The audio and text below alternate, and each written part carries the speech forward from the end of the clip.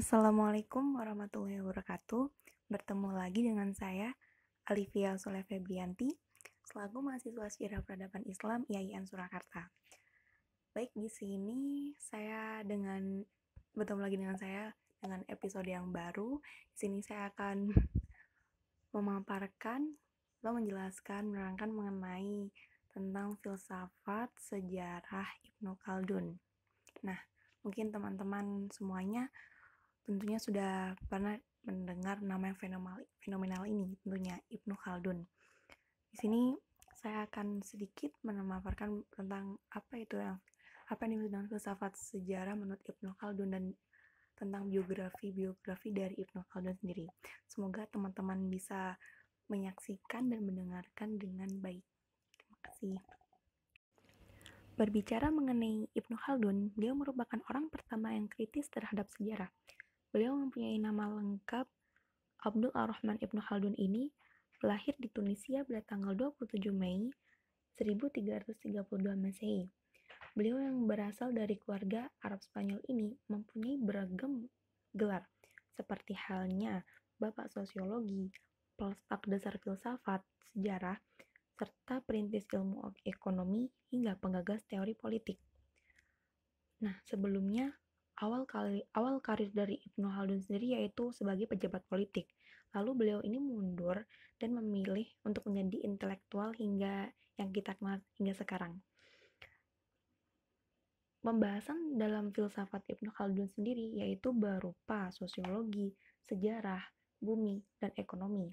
Untuk karya-karya beliau yang sangat terkenal yaitu berupa kitab Al-Ibr dan Muqaddimah. Menurut Ibnu Khaldun, sejarah ini ialah rekaman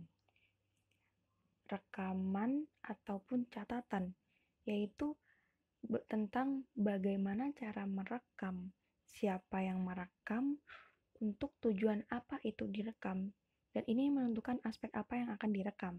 Seperti halnya poin-poin yang terdapat dalam video kali ini, yaitu mengenai peradaban sosial manusia, perubahan karakter sosial masyarakat, berbagai macam revolusi, dan lahirnya beberapa kelompok masyarakat, serta beragam aktivitas dan pekerjaan manusia untuk saling memenuhi kebutuhan hidupnya, dan adanya perubahan masyarakat yang disebabkan oleh karakter dasarnya.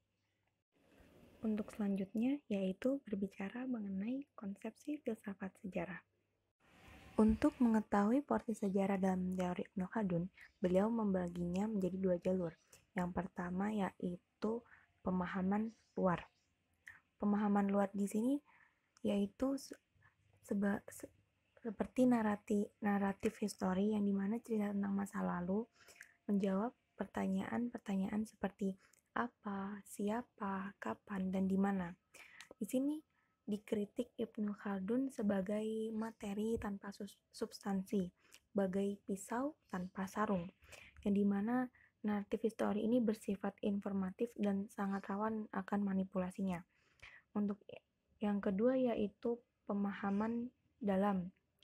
Pemahaman dalam yaitu penalaran kritis atau nador, yang dimana sejarah merupakan penalaran kritis atau nador dan usaha untuk mencari kebenaran ataupun tahqiq. Baik, selanjutnya yaitu menjelaskan dari salah satu teori Ibnu Khaldun yaitu kebudayaan manusia. Menurut Ibnu Khaldun, kebudayaan ini yaitu masyarakat manusia yang dilandaskan atas hubungan antara manusia dan tanah. Selain itu juga atas hubungan antara orang manusia dan dengan lainnya.